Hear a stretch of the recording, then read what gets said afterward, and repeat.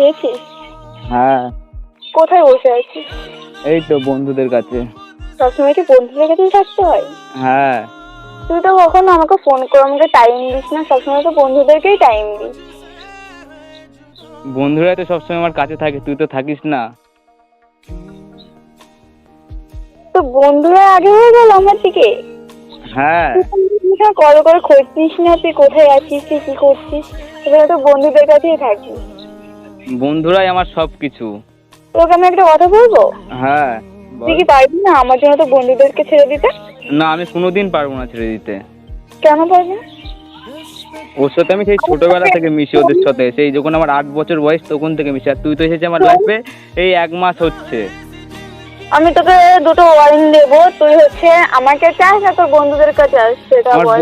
আমার বন্ধুদেরকে আমাকে চাই, তুই রেখে দিতে পারিস ফোনটা, তোর আমার কোনো দরকার নেই।